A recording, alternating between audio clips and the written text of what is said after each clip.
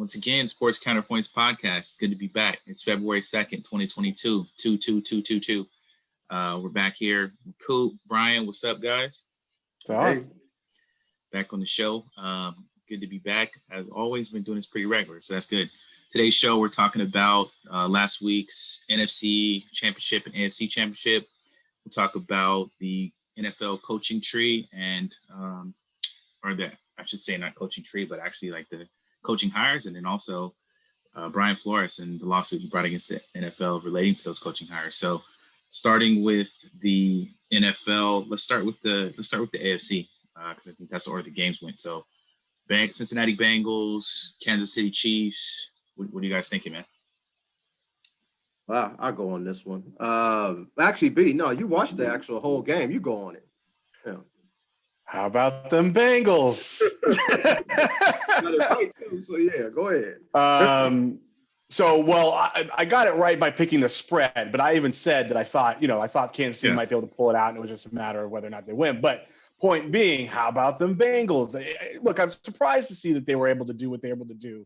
And the reason that they were able to win, they played well, and they deserved to win that football game. But the reason that they won that football game had nothing to do with them. It had everything to do with whoever that guy wearing Patrick Mahomes' jersey was, throwing the ball anywhere but to the guys that he would normally throw it to. But anyways, congratulations to the Bengals. They played great. Mixon looked good. He looked solid. We talked, Jason, you and I have been talking about that. Having Mixon establish the run game was a really important thing. Getting 4 yards of carry, getting 88 yards over the course of the game. He was also got 3 yards for 27 yards, which brought him over 100 yards total. Burrow had a very solid game with 2 touchdowns, 1 interception. It wasn't outstanding, but he played well, and he did what you need to do as a young quarterback playing on a playoff team, not screw it up. On the other side of the ball, look, Mahomes, I kind of feel like he was just trying to do too much. I think he came into that game with the understanding that if they were going to win, it was going to be because he was great. And so he was looking for greatness instead of the open guy. So there was a couple of times, there was a play where 3 guys were wide open, and he had Tyreek Hill across the middle. He had Kelsey kind of off to the other side. And then he had a deep guy. I think it was Pringle. And instead of taking 2 wide open guys for 20, 25-yard gains and first downs, he went deep, missed the pass by a little for whatever reason. And that was just kind of the story of it. He would force balls into Tyreek. He'd force balls into Kelsey. Of course, they're great. And of course, they're able to do lots of things. But the end result was 2 interceptions that were at critical times, that were sacks because he was holding on the ball for 6.5 hours before he would find an open player. The end result was he did too much, tried to do too much. He got caught. He ended up losing the game by 3. But it was a good football game, not a great one. Continued on watching this playoffs has been just outstanding. And congratulations to the Bengals. I did not see them getting to the Super Bowl this year in Burrow's first full year, but I have thought that they were going to be a really good team now and going forward, at least until Burrow gets his mega deal, because no quarterback making $30 million a year is going to win a Super Bowl. By the way, Mahomes starts making over $30 million a year next year. So say goodbye to the end of KC's reign. Jason? No, that was good, Brian. I didn't watch the actual game. I watched nothing of the game. I was referring to the time, but I did catch some highlight. Well, actually watched the game with highlights, probably maybe 15 minutes of it, but just the list of plays. And what stood out to me was, number one, Mahomes, like you said, just doing too much. I just think if he maybe just play a little bit more basic, he'll been okay, but he's very talented. And to me, there are times he just tries to do way too much. I think he kind of tricked off the game for them, but also got to give credit to Cincinnati's defense as well. They held Kansas City in the second half and overtime to only a field goal. And I don't know who's done that since Mahomes has been there. I mean, that's an outstanding job for them. Got to give credit. I got to give a lot of credit to Cincinnati, because it's really hard to win in this league with a bad offensive line, but for somehow Joe Burrow is doing it. I think that's an aspect of the game that I don't think people are actually looking at. That offensive line is really not that good, but Joe Burrow is just making that thing work with the pieces that he has, and you can tell that team really believes in him.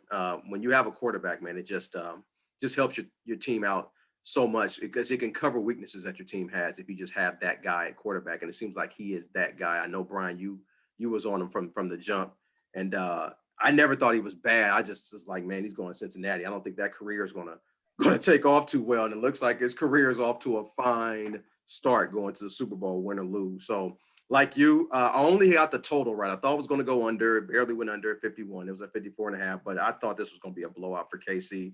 It looked good early. That's why I said that's one of the reasons why I didn't want to watch. I said, you know what, they're going to take care of business, and the next thing I know is a lot of people shouting Bengals. So yeah. GB, what you think? Did you watch the game? Let me add one thing before we go to you, Glenn. I really thought that the Bengals had a great game plan. They knew that the defense was going to try and take away Chase, and they still got the ball to him 6 times.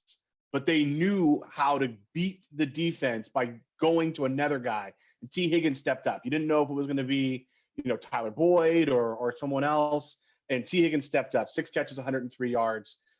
That's a smart game plan. You know that they're going to focus on trying to take away your star wide receiver instead of, trying to force that with a young quarterback, which would have led to more picks. As a matter of fact, the one pick he threw was on a forced ball to Jamar Chase. They went someplace else, and that worked out well. Sorry, Glenn, Go ahead. Yeah, I think T. Higgins went to Clemson too, so he's used to playing in big games. So yeah. Go ahead, GB. Yeah, no, they I think you guys hit it on the head. Like you said, what I think about too is how many times Joe Burrow's gotten sacked even just in his playoff run, and it's still, he's maintained and he's made some great passes under that duress, which was awesome. Like you said about the sack in this game. Yeah, and there was, I think they had like 11 or something crazy in the game before, but something insane. But he was just on top of it, man. To be a young dude, he's pretty cool, Joe Burrow. So shout out to him. The Chiefs kind of this year have definitely been on that. I think like you hit it on the head, Jason, like just doing too much. There's just like obvious plays you could make that, that I think at the end of the half, they had the ball on like the 3-yard line, like, with a chance to go up. They're already up 21-3 or whatever it was, with a chance to go up even more, right? So at least you're going to get a field goal. We all know that from playing Madden, Pop Warner, whatever. And the play they call has Tyreek go to the flat. Now, okay, I understand Tyreek normally would score, and Eli Apple actually makes the tackle, which probably is that's definitely the best play of his career by far. But it just showed like that was just inept. Like when I was watching with Mom. Shout out to Mom. And we were just both looking at each other like, why would they do that?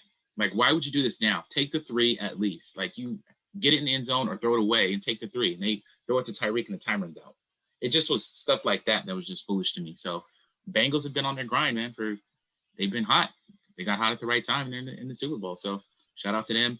The other game, a little bit more important to you, I'm sure, Coop. But it was also, a lot of what you'd said throughout the year as far as kind of how the game went. So what do you guys think about the Rams and the Niners from LA? So first of all, I have to say that most Niner, I would say 90% of Niner fans that I know, we weren't upset about this game. We know we've been living on borrowed time the entire playoffs. And, what I've said about Jimmy G, some people call me a Jimmy G hater. It's like, I'm not a hater. No, because you used to like him. I was about to say that's new. Yeah. We'll get to that later. But I'll fall out of like with guys if you don't produce. But in 7 playoff games, there are games sometimes, fellas, and I've told you this, the quarterback is going to have to win you the game. You can't rely on the running game. We can't rely on the defense. The running game only had 50 yards rushing against the Rams. The Rams are smart. They shut down the run and said Jimmy G beat us. 7 playoff games. Jimmy G, 962 yards. That's 137 yards passing per playoff game. Total of 4 touchdowns and 6 interceptions in 7 playoff games. His last 2 drives, they were horrible. 1 for 6, -3 yards, and an interception. The fourth quarter against the Rams, horrible. 3 for 11, 36 yards and a pick. Super Bowl fourth quarter, 3 for 9, 30 yards, an interception. It's like He's just not that guy. When you need him to make plays, he's just not that guy. And I've noticed that for a minute already. And now people are starting to notice that he's a capable and serviceable quarterback when things are going well. But if you need him, he just doesn't come through. And the main thing they want to talk about, he's 35-16 as a starter. That's fine. But as I've told you guys, I've told many people, the NFL is not about winning games. The NFL is about winning big games. It's about when things break down, can you make plays and deliver? And Garoppolo just shows he hasn't the ability to do that. I have to give him some blame for this loss, but also have to give a lot of blame also to Kyle Shanahan as well. He's lost games this way, since the Super Bowl season. He's always losing games like this from going away from what's worked or from not taking what the defense gives him. And he consistently ran the ball in the 8-9 man fronts instead of, doing some bootlegs or something to get a receiver open for Jimmy to throw. And the Rams were just shutting that down. 3 times, the 49ers like 4th and 1, 4th and 2 or something on the Rams side of the field. Each time he punted the ball, first time 97-yard touchdown drive. Next, a 46-yard, drive, but it was a loss on downs. The next one was a 63-yard drive that ended in a field goal. Now you say that's 3 possessions, only 10 points, but the problem is the defense was on the field for 42 plays. So when you got Shanahan being conservative in the the second half, actually, and the defense been on the field for so long, the defense is going to get ate up, and that's what happened. The Rams are just consistently going down the field, and, Shanahan, 29 offensive possessions this year in the playoffs, only 4 touchdowns. The lack of offense has to fall on Kyle Shanahan. So I blame him the most for this loss, him and Jimmy G. And I don't think the Rams even played well, to be perfectly honest with you. No, they didn't. I just think the 49ers just played worse. The 49ers' 2 best players, Kittle and Debo. Kittle only had 1 target after the 49ers went up 17-7 for the rest of the game. And Debo only had 1 target. He didn't have any targets after 13 minutes left in the fourth quarter. So, they just pretty much blew it. They could have took the game, but, they blew it. The Rams, on the other hand, got to talk about them. This win justifies all of their offseason moves. It justifies getting Stafford. It justifies getting them OBJ. And even though Von Miller's kind of washed up, it justifies bringing him on the team as well. But it also justifies what the 49ers did by trading 3 first-round picks for Trey Lance, because they knew what kind of quarterback Jimmy G was. And if you want to get over that hump or you need something special from a quarterback, they know that he can't provide it. Hopefully Trey Lance will. He has the skills, but it'll be his first year starting next year. We'll see. But I think this loss to the Rams justified everything the 49ers did in the offseason. And, the Rams won the game. They're going to the Super Bowl. I'm not going to give my Super Bowl pick now. That's next week. But B, what you think about the game? So let me start talking about the GM of the year, which is the Los Angeles Rams GM. The other thing the other move that they made was a week ago, they signed Eric Weddle, who led the team in tackles. How do you write that script? Take a guy out of retirement. I think we were joking about it yesterday. If Eric Weddle ends up having to be isolated against Deebo Samuel, you're in trouble, right? That didn't actually come to fruition. Looking at the game, so here's a couple of things. If we were talking about the playoff games for the 49ers, I think we would say the Cowboy game was their best game. The Packer game, they survived. And then in this game, they lost. So it's no surprise when you go back and you look at the number of rushes in the Cowboy game, 38. The number of rushes in the Packers game, 29. The number of rushes in this game, 20. And as they declined, the team played worse. You've been saying for a long time, we've all been saying for a long time, Garoppolo is not that quarterback. But the team has played exceptionally well, in large part because they knew what they were good at and they continued to do it. That's pounding the ball and creating easy opportunities for passes for Garoppolo because they were playing into the run. They even used their best wide receiver, Deebo Samuel, as a running back to force defenses to account for that up close, giving Garoppolo an opportunity to throw it a little bit over the top to guys like Kittle, to Ayuk, and to Deebo. And they didn't do any of that in this game. They didn't establish the run. How do you have Elijah Mitchell only get 53 yards on 17 carries if you're establishing the run? Because every look that they gave was the exact same thing, straight up the middle into large rush. They didn't put it outside. They didn't, throw it around. Even Deebo Samuel was having to just run straight through an A gap, B gap type of situation. Anyways, I kind of knew this was coming, but the reason I knew this was coming was just because I didn't think the 49ers were good enough to overcome Jimmy Garoppolo's shortcomings once you get to this point in the season. Teams are too good at capitalizing off of your mistakes. And if you make a mistake, they're going to capitalize it on. That's just kind of the way it works.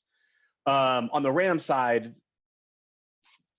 I don't understand why you would say that they didn't play exceptionally well, but 337 yards in the championship game, pretty darn good for that quarterback, whom a lot of our friends are not fans of. But absolutely, as you said, Jason, totally justifies the decision to bring him in. Later on in the season, getting rid of Deshaun Jackson and bringing in OBJ totally justifies that decision. Signing Eric Weddle last week when they needed an extra body after too many injuries, justified. Von Miller works out in a wash. He didn't really have a huge impact in the game, but the reason why you're okay with that is the team was taking all the shots. Some are going to miss, some are going to make. If someone said, hey, I'm going to shoot 75% from three, he'd be like, yeah, I'll take that. And that's what they did. They took a whole bunch of long shots, and so we just named 3 of 4 that really paid off. Cooper Kupp is freaking amazing. There's just no other way to say it. Everybody on the field, everybody in the stands, everybody at home watching knew that the ball was going to go to Cooper Kupp a whole lot and often. And yet he was still looking like he was wide open. I mean, how is it that guy can run such a clean route where he's putting people on their back 5 yards off the line? It's incredible. He really, really is a next level wide receiver. OBJ getting over 100 yards for the first time since he was in the Giants. First time getting over 100 yards since he was with Cleveland right when he started. Since the first time getting over 100 yards in a playoff game since he was with the Giants, which was a loss. Just some very interesting and intriguing storylines for the Rams. And then, of course, the biggest storyline was they were playing at home at SoFi for the championship, for the opportunity to be the first football team to play in their home field for a Super Bowl next week. All of that into a new stadium. I can tell you that the owners of the Rams, the SoFi Stadium, are just overwhelmingly ecstatic. I talked to my buddy Matt, who works in Inglewood, and he can't wait until this whole thing is over. It's a little bit much. He said it's quite overwhelming. Just how many things are going on right there. Mm-hmm. And he works for the city. He's not working as part of SoFi and everything else. So anyways, that's what I thought. Congratulations to the Rams, congratulations to the Bengals. Felt pretty good about the picks that last week. The week before, I didn't do so well. So it was good to get back on track this week. Yeah, GB, before you go, I definitely had the total right on this game. It was 46. Mm-hmm. They only scored 37. I was thinking, man, when I saw OBJ being productive with his 9 catches and 100 and something yards, I was just like, man, how bad did Baker Mayfield have to be to not be able to use this guy, man? Seriously, because it was like, OBJ, he's not the OBJ from New York, but he's still a good receiver. And Matt Stafford found himself. Yeah, he had some catches that really, really showed off that his hands still work. Damn right, well. Exactly. Right. So for Baker Mayfield not to be able to use this guy, but whatever. GB, what you think? How'd you think about the game? Just quick. Last year the Buccaneers played in their home field to win in the Super Bowl. Rams will be the first team to do it for conference championship and Super Bowl. Yep. So, which is interesting because we've never had this happen in 55 Super Bowls, and now we're having it back to back. Super Bowls in Vegas in a couple years. So Raiders, if y'all could keep this up. Personally, man, I think I get it. I think of Stafford did have a good game, 337, 2 TDs, 1 pick. But I kind of think of it's funny. I think of kind of how like you talk about Cousins sometimes, where it looks better at the end because they were for 3 quarters they had 7 points, and then the Niners defense seemed to just be tired, like Coop said, and they put up 13 at the end. Now that's what championship teams do. That's what good teams do. That's what you're supposed to do, right? You put it up, but the Niners had them. I mean, I can't remember dude's name who dropped the pick. Jaquazi Tart. Yeah, he had I mean, that was a game-sealing Right. interception right there. That hit him in the hands. Stafford's going to do that for you at least once or twice a game. We all know that. He threw one that would have been 2 picks. The game would have been over, and he dropped it. It happens. You can't put no one play loses you the game. It's the conglomerate of all of them. Yeah. But I thought that was telling too. Like you said, they're not running the ball. I've always felt like anytime Shanahan, and this is what I said earlier when they were playing the Cowboys, if they get conservative with the play calls, they're going to lose. Yep. Every time. Stick with, like Brian said, stick with what you do well, right? They're always the motion, the creativity of plays. You're this great offensive mind. Why are you going back to 1950, run straight up the middle football? You don't need to do that. So, I mean, they lost. I thought Jimmy he played solid enough for most of the game, and then he threw, a pick at the end, he was just trying to do something with nothing. Take the sack and go for 4th and 25, I guess, but kind of the same difference. But I mean, I thought the Niners had a chance to win that game. They did everything they were supposed to do to win that game. They kept it close. They had a chance at the end. They were holding Stafford, and then he scored 7 points in 3 quarters. They were looking frustrated. They couldn't move the ball, and then at the end, like you said, defensive tired. So yeah, and I don't know that sorry, go ahead, Jason. No, I was saying Matt Stafford. We could have had a couple picks, but Jimmy G on the other hand, he almost threw a couple picks too, especially one to Ramsey. So both quarterbacks tried to get some turnovers in. But the thing about the Niners is, and what happens, it's always that end of the third, fourth quarter when Shanahan gets a lead, he just buries everything and wants to rely on the defense for a quarter. And, he has to do some soul searching or something on that. You just can't do it. You have to stay aggressive. The 49ers didn't run the ball well because the Rams were stacking the box. That's what I think, maybe bringing a Trey Lance in on those 4th and 1s and 4th and 2s, do some kind of bootleg. Sure. Give the Rams something different to look at. The Rams sort of knew what was coming. You run Kyle Juice, the fullback up the middle, that gets stuff. It's just, like I said, the Rams played well enough to win this game. I don't think they'll play like this in Super Bowl. I think they'll play better. But the 49ers definitely could have, I would say, stole this game, but they didn't. B, what you think? For sure. Yeah, I see it a little bit differently than you guys do. I thought the offense for the Rams actually played quite well. So if you look at it, they had a long drive on their first drive that ended in an interception. Then they had their touchdown on the next drive. The next one after that, they had a nice long drive before having to kick a field goal. That just happened to be missed, right? So they had long drives on offenses, all 3, all of which produced opportunities to score. A field goal miss is not on the offense or Stafford. One was a touchdown, and the other one was a long play where he had an interception. On the next one, they had on the next second half, they had downs, a touchdown, a field goal, and then the end of the game. So they had scoring opportunities in every single one of their drives. They didn't punt once. And what's that? The second half, they didn't punt once, right? You were talking about? Nope. No, they didn't punt once at all. They had a turnover on downs on their first drive. They didn't punt once at all in the entire game. Okay. Whereas in the San Francisco 49er offense had their first 2 drives with punts. I'm looking at it all right now. Their next, they had 3 punts in the second half, and then they had an interception towards the end of the game. So I don't know. I don't think that the Rams offense it didn't score. It's not Kansas City.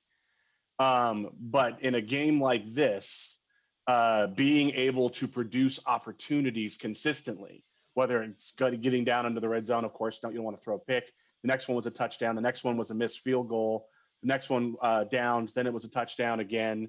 And then another field goal. Each time that they went down the field, they didn't have to punt. The offense was able to get longer drives. And if you look at the time of possession, the Rams also dominated that, which is a stat that 49ers have won with by dominating the clock. I do think that they'll be able to produce some more points against a less stiff offense for the Bengals. We'll talk about that next week. But I think the offense was, you don't get 337 yards and some other things if it's really stalling out, and no punts. I mean, I think How that's many a pass big deal. attempts did Stafford have? I didn't see. You know how many pass attempts? 45. 45. Okay. All right. Okay. Yeah. He was put it up checking. for 45. You know when I thought we lost this game? It was just like the Super Bowl when we played against Baltimore. Kaepernick threw a 25-yard pass or so to Vernon Davis wide open. It got called back for illegal procedure. First play of the game. I was like, you know what? Yeah, this is not going to be good. Same thing happened. Browns get the ball. Kittle is wide the hell open. And Jimmy Touchdown. just misses him. And I'm like, yeah, it's all because the thing is, this is why I'm so hard on quarterbacks. This is why, talk about the Dak Prescotts, the Kirk Cousins, the Ryan Tannehills, Jimmy Garoppolo's. You're not going to get opportunities all game to make those plays. You have to make them. And when you don't make them, it can come bite you in the ass. And, they probably could have been 7-0 at that time because, points would have been at a premium at this game. You could use all that you can.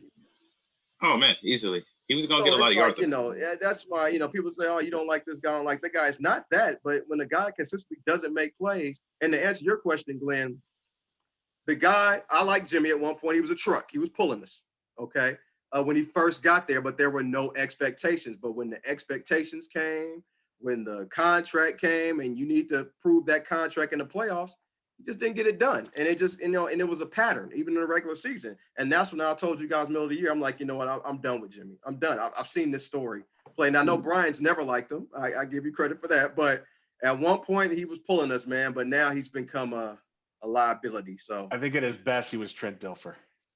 Oh, damn, that's bad. It's cool because he's had such a winning record, but a lot of, it's a team game. So Dilfer, that's the point. Yeah. It's that, team game. Yeah.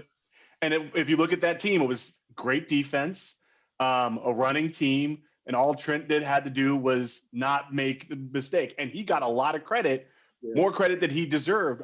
The other example is Joe Flacco, who got $100 million after being a horrible quarterback Never did nothing. and winning a Super Bowl by accident, basically.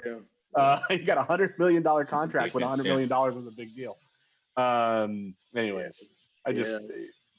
Yeah, man. Yeah, it was tough for the Niner fans. I know a lot of them. I'm in the Bay, so shout out. But it was still, like you said, Coop, it was, to me, way further than you thought it was going to be.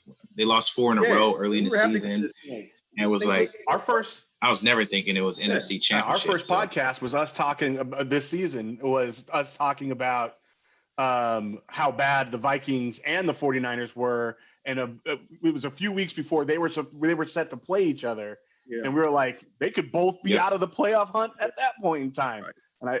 And so, congrats to them for going that deep. They got a lot of soul searching to do this offseason. They have to figure out what that identity is. They've got to figure out a way to make Debo, give him the opportunity to be what he could be, which is outstanding, right? Yeah. I mean, there's so much talent right now.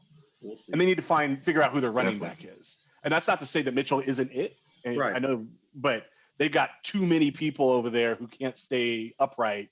And they are so dependent on the running back for their offense and they can't be the offense that splits carries amongst 3 or 4 guys, because the only way you can win late in games is to give one guy an opportunity to be the main carrier, pound the ball, and give them the opportunity to break things open, because they need the other team to fear a running back on the 49ers, especially if Garoppolo is going to be there.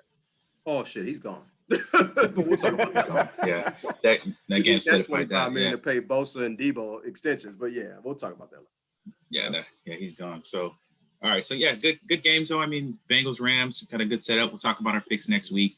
Transitioning from that, staying in the NFL to the coaching, right? So we've had 3 coaches hired, I think. The Broncos have a coach, the Giants have a coach, and the Raiders have a coach. Who else? Raiders, Giants, Broncos, and Bears. And Bears. So, okay. They hired so let's start with the. Yeah, let's start. I think we go.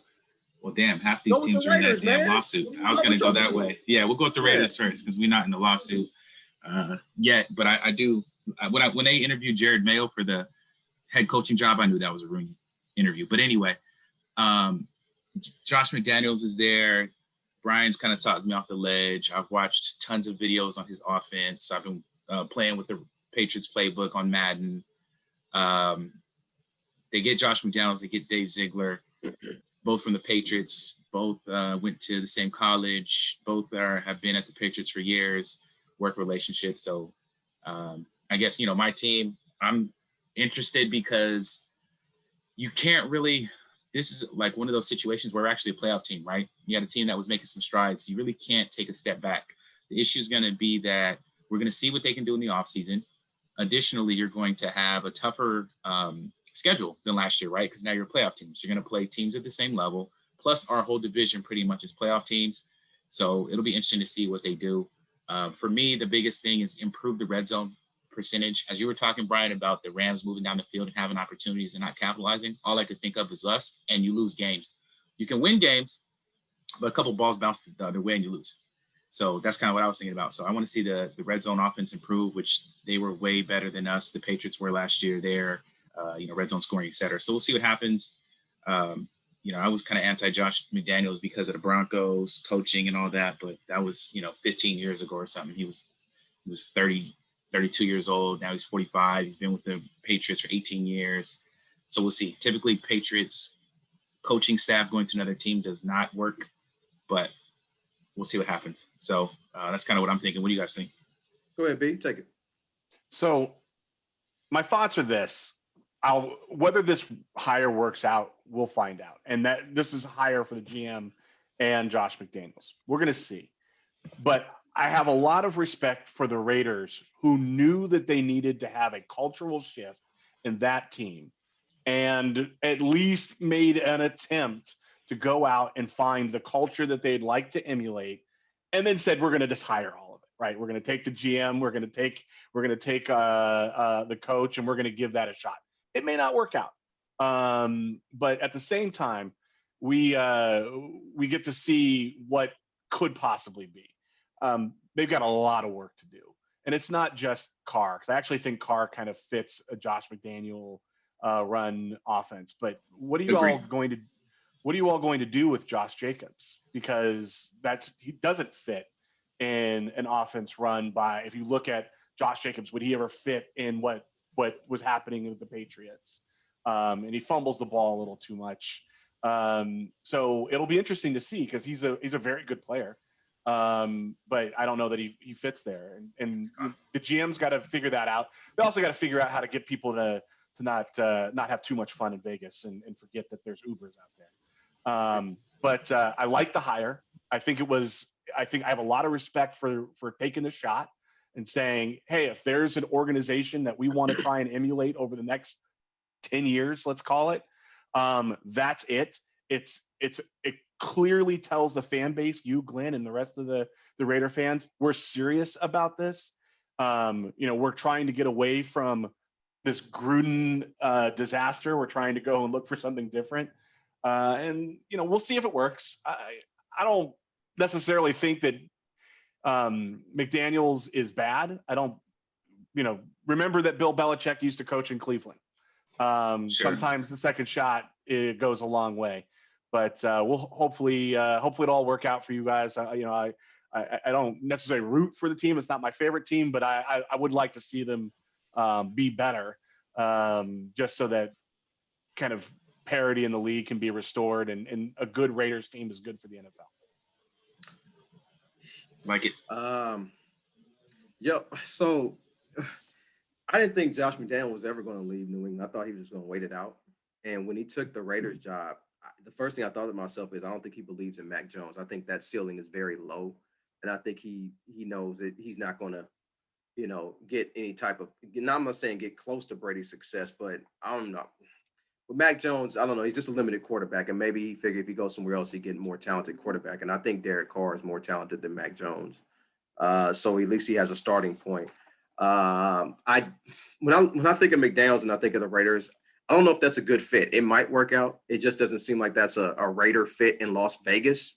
Like Brian said, I don't know how he's going to rein in players in Las Vegas or how much respect he's going to command from those players in the locker room. We'll see. Is the NFL better when the Raiders are better? Yeah, they are. And, as an overall football fan, you kind of want the Raiders to be good, so you can kind of either love them or hate them. But, Do I know how it's going to work out? No, I don't. I don't think anybody does, but we'll just have to, it's just a wait and see type of thing. I just don't think that's a Raider fit type of hire. When you look at Raider coaches, it's just, yeah, he seems like a Raider guy. And Josh McDaniels, I don't know. But like Brian said, I see why the Raiders hired him and the other guy. Who you want to emulate? You want to emulate the Patriots because, they've had a lot of success. A lot of that has to do with, having the right coach and right quarterback. But we'll see. We'll see how it turns out. Only you, Jason, can take a guy taking a massive promotion and lots of money to run his own team with someone he knows and say that it's a conversation about Mac Jones. That had nothing to do with Mac Jones, man. I really thought he was waiting out for that New England job. I really did. I thought he was just going to stay there forever. I agree with you. I thought he was probably going to wait it out too and take over the Patriots job. But at the same time, there's a lot of money to be made as an NFL head coach. Yeah. He got a heck of a lot more power than he'll ever be able to get in New England. And Josh McDaniels, personality-wise, is probably a little bit more Vegas than it is New England. It is Boston. He seems like a person who will enjoy that atmosphere. Bill Belichick wasn't about that. No, he likes to go and hide in a hole. But anyway, McDaniels played himself as a family guy, so we'll see. Like you guys said, I think you guys make some good points. We'll see what happens. So, Bears hired Matt Eberflus. I don't even know who that is. If you guys have any statements about it, cool. I have nothing to say because I don't know who to do this. Yeah, it's just the Bears. I'm not really worried about that team. Yeah. So. I'll say this. I worry about them because they're in the division. I'm glad that they. I'm glad that they hired this guy because I don't think that he is going to change the team. I mean, the Indianapolis Colts they're good defense, but I don't think anybody was sitting there going they're the reign of terror and they're going to change the team around. And then Jason, you and I were talking about this a while ago. Even if he's successful in finding an offensive coordinator and turning that offense around, all it's going to happen is that guy's going to leave, and then the offense is going to stink again. Yep. It is just easier right now to find a defensive coordinator who will stick because of the nature of the game than it is to find a great offensive coordinator who can turn around an offense that has just been rough for a really long time for anybody who's been a Bears fan. And that's going to be a lot. So the good news is, if I had to pick one of these four picks that I think will not work out and will probably be the worst of these four, not saying it couldn't be okay. I'd say that this is the one that kind of just doesn't make sense. And maybe he interviewed really well. I don't know, but. Yeah, and I'm already on record that Justin Fields is going to be a bust. So in my mind, he doesn't have a quarterback. So I don't think the Bears are going to be too successful. But there you go. That's all I have to say on it. Yeah. The next up, the Broncos, who actually I'm just seeing they're actually up for sale now too, which is interesting. I know that part. Yeah, put up for sale yesterday.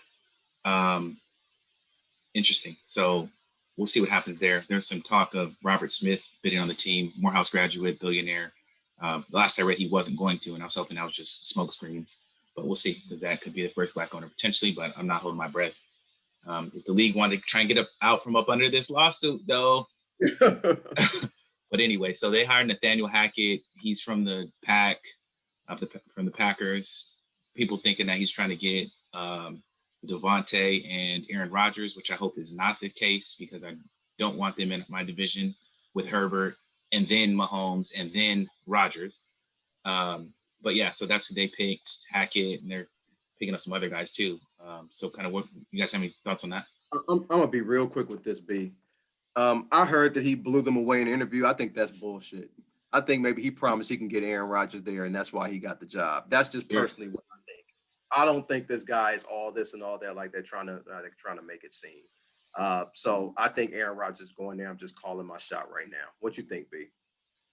So tell me when you've heard this story. The Denver Broncos hire personnel and ultimately try and bring a quarterback in his last few years to Denver to try and go for a Super Bowl. oh wait, this is exactly what they've done the last time that they had a really good team. I don't. He could have very well blown them away. The Packers offense has been really good. Nathaniel Hackett could be a very good coach, but I also think that there was an element of, hey, you hire me, and there's at least a good chance that we're going to be able to make a trade or find a way to get Devontae Adams and or Aaron Rodgers here. And they said those two things in unison really makes this a no-brainer. We're going to take our shot because they haven't had success with free agents independent of what they did with Peyton Manning, which was a very similar type of play. So I agree with you, Jason. I think that there was definitely some conversation. And at some point in time, he said, look, if I were him, I would say, I'm not promising this. Right. Your chances are way better with me than without me.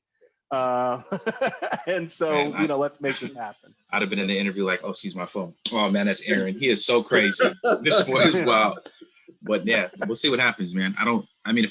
I think Aaron Rodgers is actually more important than Devontae in that situation because they have a couple receivers and Aaron Rodgers is the truck in that situation. But additionally, if I'm Aaron Rodgers and you're on your last, you're trying to make it easy, I try and go to the Saints or something where it's going to be an easier road to get to the playoffs. But whatever. Hopefully Aaron hears that and stays away from the Broncos. You're like, what I want is, I noticed you picked the Saints. That's an NFC team, right? Right. Oh, yeah. I mean, I'm just saying it's an easy. I'm just saying, yeah, but you know who they play? They play the Panthers, they play the Falcons, they play the Bucks, and the Bucks are no Brady. So, I mean, if it's going to be a trade, it will be to an AFC team. There is no way the Packers want to see. Oh, sure. Well, you wouldn't see him unless he got to the playoffs. Yeah. Favre really wanted to go to Minnesota initially, and where did they put him? The York, Jets. right? Yeah. Aaron Rodgers, $47 million cap hit. Denver can absorb that and give him a receiver. One of the few teams that can. There you go. Okay. Well, good. It'll make the division fun, and we'll see what McDaniels can do for real quickly. And then the last coach hired was Brian Dable from the Bills, and he goes to the Giants. So we can talk about him, and then we'll talk about straight into the lawsuit. B, go ahead. I'll talk real quickly about Dable. I don't think this was a bad hire. I mean, the Buffalo Bills offense and the work that he's been able to do with Josh Allen and the respect that Josh Allen had for him and was open about made it very understandable that the Giants would want him to come there. We're going to talk about why it was effed up that they did it the way that they did it.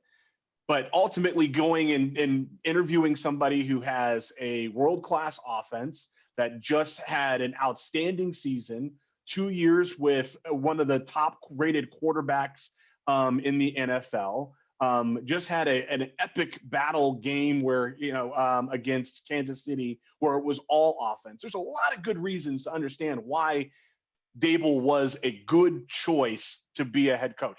Do I think he's going to have success in the Giants? That has more to do with the Giants than it does with Dable. But I can understand that. Now, we'll talk about in a moment why the Giants messed up in a very major way, and I hope that they suffer a lot of consequences. But anyways, Jason, if you want to talk about, the Dable portion of it. Yeah, just real quick. Yeah, I agree with you. I don't think that's a bad hire at all. I think the problem with the Giants, though, they're going to have to strip the whole offense. That means get rid of the quarterback. I've never been a Saquon Barkley guy. I know you are. I would say get rid of him. He's going to have to get rid of all those offensive pieces, maybe keep Andrew Thomas and maybe a receiver, and that's it. Because that team with that quarterback is just not what it is. So, like you said, the success of the Giants is going to be pretty much on the Giants, and I agree with the way the Giants handled it, which we will talk about shortly. But yeah, I agree. I think that's a good hire. I think Dable's definitely qualified. Yeah, no, when everyone was talking about Saquon Barkley, I was saying that Dalvin Cook was better. Okay. So I was a big fan of Cook, and then dude from Kansas City who ended up in Cleveland.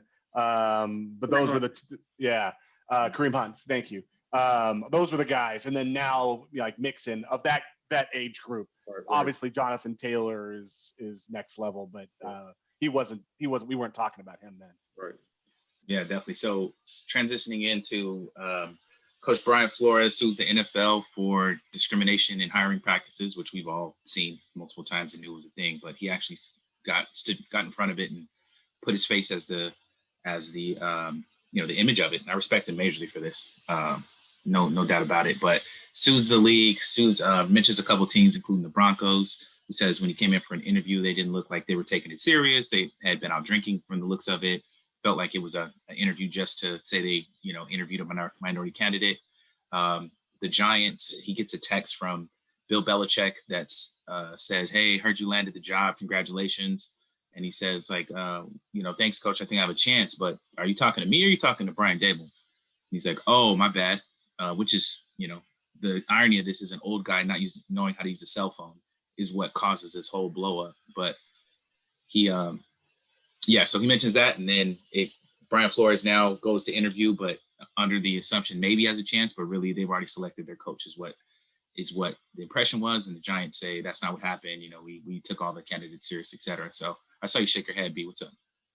I was gonna say I read the text messages a different way. I think Bill Belichick knew who he was text messaging, and he read Brian and not the second name, and thought that it was Brian Flores that was getting hired, and texted Brian Flores in purpose. And then when Flores said, "Hey, did you mean me or Dable?" Because he hadn't interviewed yet, he went back and looked and said, "Oh, it is Dable. My bad. I really screwed this whole thing up." I don't think he thought he was texting Dable. I think he knew he was texting Flores because Flores worked with him. Flores came from. I thought Dale did. Dable was there too, but I don't think he made a mistake in who he was texting. I think he made a mistake in what he was reading. Still, old guy's not reading. Oh, I see what you're saying. So so he thought Flores he read the text from whoever he got it from in Buffalo and the Buffalo and the Giants, and it was the So anyway, but I understand. One way or the other, fair enough. It got confused. It got confused and turned to a lawsuit. So what do you guys? What do you guys think about this, Brian? I'll go first, I guess. In law. So I'm going to split this up into two things because there's the lawsuit, and then there's what actually happened. And unfortunately, lawsuits and what actually happened don't necessarily collide.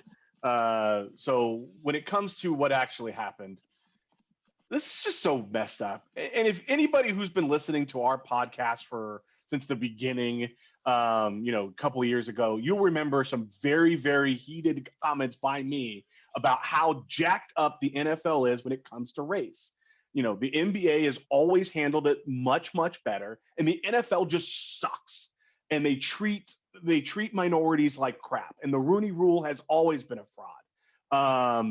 And it's absolutely ridiculous that they do that. Now, that's not to say that the Rooney Rule wasn't created from the right place, as to try and give people an opportunity. But they created it in a way that allowed for teams to find ways to circumvent it, and teams have circumvented it consistently. And every year we talk about some coach who went and did the tour, knowing full well that they were never once real considerations. And people would sit there and argue, well, but then you get an opportunity to interview, and you should be happy with that, so that you can build it for when you have a real opportunity. You can go in there with that. For all of us who have been on the other end of an interview where you knew you were being interviewed and not taken seriously because of the tint in your skin, we all know that whole you get practice BS is for the birds. So, F the Giants for what they did here. It was clear and obvious, and they could have very easily have shut the hell up and said, and said nothing until after they had gotten to the point where they'd interviewed the candidates. They could have scheduled, Brian Flores sooner if possible. He was doing the tour, so it might have been difficult. And I have respect for Brian Flores for being the face, as Glenn has mentioned so many times. I watched his multiple in-person interviews today. He was on ESPN, he was on CNN. I thought he looked like somebody who was genuine in his concern about the problem. Yep. I thought he came off as sincere and real. I don't think that he comes off as looking like he's, trying to score a big payday, and he's not going to get one. I thought that when he said, I felt embarrassed because this information was out about me, and my kids saw it, and it hurt when I found out that, I wasn't a serious candidate in these opportunities that I should have been. And like I said, I just said Brian Dable is a fine coach, but the way the Giants handled it, they should suffer. On the lawsuit side, I don't trust this law firm. They've got 12 attorneys, 6 partners, 6 associates. They have a long history of taking these types of lawsuits, and whether they win or lose, the one person who wins is the law firm, because they're going to get tons of billable hours and publicity for stuff that's more real. If I personally had an employment lawsuit that I needed to wage against an employer, I would go to this law firm because they have a great track record and history. But they do not have enough people and firepower to take on 3 or 4 NFL organizations who are all going to go to big law firms, and the NFL who's going to go to the biggest of big law firms and just crush them. And so what this ultimately is going to end up being for Brian Flores is he's going to be on the news a lot, talk a lot, and then when it comes time to get court, they're going to get crushed. And that's just a reality of a 12-person law firm going up against the Lathams or the Kirklands or any of these others. And it's just messed up. The other thing is, I don't know that he should have sued the NFL. And it's not because the NFL was right or wrong. I just feel like if he had gone to the NFL and said, hey, I'm going to be suing these teams because they're not following your rules to the letter, and I'd like you to understand that this is not about the rule that you created, but I need to see improvement in the process and your enforcement of it. They could have got a partner, and he could have made real impact on the Giants, who are the real target here. And, they don't have anything. I read 3/4 of the 58-page manifesto that the law firm sent around as the complaints. They don't have anything on the Broncos. He just didn't get hired there. And we already talked about why. Unless he was able to deliver Aaron Rodgers, it wasn't going to happen. So I think that this lawsuit is it might yield some type of settlement where he gets a little bit of money. That money will not be enough because he has just lost a very long career. I'm happy for him. I hope he lands well. He deserves everything about it. The Giants were wrong. The way that this process has been bastardized for a decade now or more is wrong. But I don't think it's going to work out the way he wants it to, and that's not his fault. It's the legal system's fault, and it's also I don't know that he understands how these lawsuits work when you go and get a celebrity and fame hungry 12-person law firm to go up against some behemoths like the NFL and 3 teams. Jason. So Brian, I agree with a lot of what you said. At the same time, I do support Brian Flores because this is based off personal experience. He's not having other people, lawyers and girlfriends, doing his bidding for him. He's doing all of his bidding himself. Like you said, I don't think suing the NFL is actually the way to go. I said the same thing with the whole Kaepernick situation. It'd been best for both of them to actually go to the NFL first and see what change or something that could have evolved from having a conversation. But to just attack the NFL like that, a lot of times, well, I think maybe all of the time, it just doesn't always work out well or how people think is going to work out in the end. You heard a lot through the Kaepernick, situation here, a lot here, Brian Flores, this is going to rock the NFL and bring him to his knees and blah, blah, blah. I don't believe none of that is going to happen. But at the same time, I do hope that everything works out for Brian Flores because he's not only standing up for himself, but all the other guys who've been passed over. The Rooney Rule, we've talked about it a lot. I never liked it I mean, I understand why it's there, but I don't like it because that you have to put a rule like that in just to give somebody else a chance to coach a damn football team. It's just football. When you look at all the coaches of all these teams, it's not random that all these guys are hired. I mean, you trying to tell me you can't find what 5 or 6 or maybe 8, 10 qualified minorities to coach a football team? I mean, I just don't believe, that's possible. I'm sure there's a lot of qualified people out there, but for some reason, whether it's comfortable color, I don't know. They just hire these like what I call retreads or guys who've already proven what they are, and they keep giving them shot and time after time and time again. Um, Brian, you pretty much said everything. Like I said, I support Flores. I hope it works out, but I think the NFL can actually get rid of this by offering him a coaching job with with some NFL franchise. There's still some open positions. I think if they gave him a job, I think this kind of goes away, and I actually think that might happen. I think some team is going to give him a job, but I don't want to take too long on it. Glenn, what you think? I'm looking at, actually, I'm seeing my friends post about it too. So shout out to the HBCU network. Jason's a Howard alum. I'm Morehouse.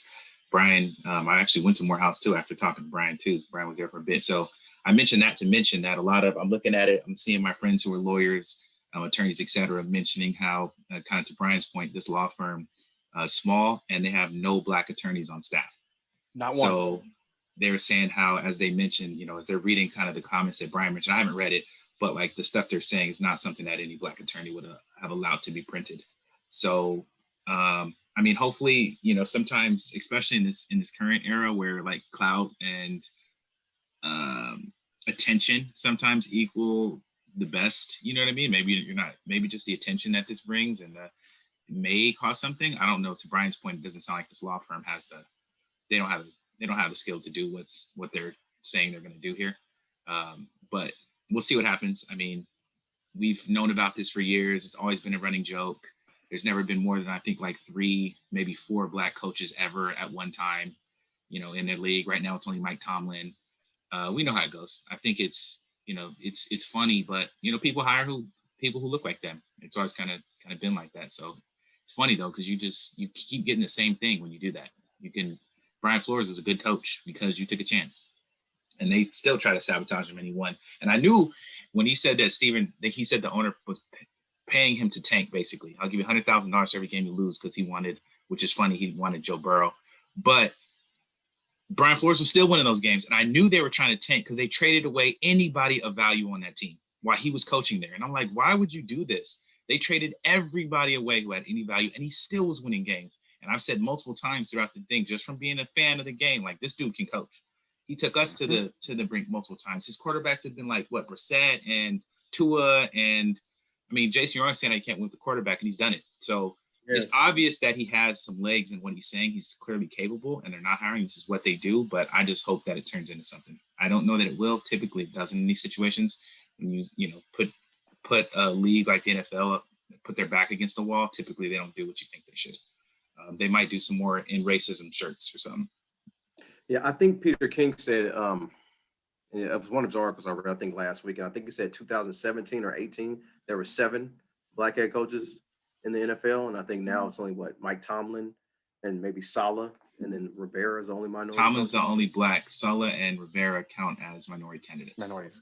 Yeah, so there's 3, which I think is ridiculous too. Why do we say minorities? That's yeah, right. Well, yeah. And so Peter King wrote about that as well. He doesn't understand. I mean, like I said, it's just, you're coaching football. Just hire the best guy for the damn job. But the NFL is an old boys club that has their players over. There's no player power in the NFL. We talked about this. I think players should honor their contracts in almost every single sport, except for the NFL. Sure. Anytime someone decides to sit out or do whatever, I always say that because you can get thrown out at any point in time, not paid for any reason. Unless your name is Kirk Cousins, you're not getting guaranteed money, no matter how many times the word guarantee is written in your contract. He was smart. And it's just a darn shame. And it's been a real problem. We've been talking about it. I think Brian Flores is the only one who's had the audacity to basically say, look, this could very well end my career, but I'm going to take this shot and see how it goes. The Wigner law firm, I don't know why I'm talking too much trash about them, but when you look up their website, like it's all, they did the Harvey Weinstein thing. It's not hard to be the Harvey Weinstein lawyer, go against Harvey Weinstein lawyers, because everybody knows he was doing it. So it's just a matter of everybody lining up and getting their settlements. When you actually have to go to work and prove a case, like you don't have dead to rights, which this is that, you don't have them, the other place is dead to rights. It's a whole different ball game. Yeah, pretty standard. So we'll see what happens, and we'll continue to talk about this as it goes, because I don't think this is going to go away. I think it was cool that he did it now, and not during Super Bowl week, so he at least gave them that love. But I mean, best of luck to Brian Flores. Like I said, I think he'd be great in college or whatever, because I think typically what we've seen is a brother, black woman, black man, whoever, you stand up against this kind of stuff, typically they don't say, okay, we understand. Here's your job. Typically you're out forever. So that's pretty much it for those. We'll continue to monitor this. But last segment of the show, Minute to Win It. Mine is really just shout out to Brian Flores, man. I respect it majorly. I respect his coaching work, and I respect him. Even though I might have done things differently, that's true for every single thing that anyone does. I probably would have done things maybe a little bit differently, but I respect that he is doing it. Period. So that's my minute. I don't know. Either y'all can go. Yeah, I got one. I'm giving my shout out to D'Amico Ryans, the defense coordinator for the San Francisco 49ers. He's done a lot with a little. Injuries, rookies, guys going out hurt before the season started, and he did a tremendous job, especially in the second half of the season. I think his best move was benching Josh Norman, but he did a lot of great moves as well. Played well against the Rams, considering the situation. Offense wasn't doing too much in the postseason, and his defense helped keep the 49ers in the game. But also he turned down a second interview with the Minnesota Vikings because he had enough self-awareness to realize, hey, he's only been a defense coordinator 1 year. He's not ready to jump into a head coaching position. He was going to stay with the 49ers and get a little more seasoning, get a little bit better before he gets that head coaching position, which I think he will get. So shouts out to him for just having self-awareness and not jumping to the next job to potentially, have a high chance to fail because you haven't had experience in what he's doing right now, and for keeping the 49ers defense together. So just shout out to D'Amico Ryan. I'm going to say, so we just had signing day recently for college football. And I haven't seen, it's been a long time since I've seen a coach have the impact that Lincoln Riley has had for USC and their ability to get candidates to come, players to come to that school. And yet when it came to the recruiting class time, USC was ranked 52nd. And that was absolutely an FU to Lincoln Riley for stealing all of those players from all those different places. Because they're not 52nd. Maybe they're not one, but they're not behind the Virginia Cavaliers, who only got one ESPN top 300 commit to Trojans 4. They're not behind the Hawkeyes and the Northwestern Wildcats and the Minnesota Golden Gophers, who I love and root for all the time. Texas Tech Raiders. Like, it is obscene how much it seems like the NCAA just wants to stick it to SC at every point in time.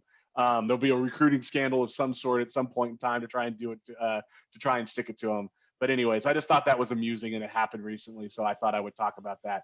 But they're not the 52nd when they go and get one of the best coaches, the Caleb Williams, who is one of the best quarterbacks available, and a number of other top players, and yet they got 52nd. So that's it. We're done. We're done. We appreciate y'all for listening. Thanks. That's our show, Sports Counterpoints podcast.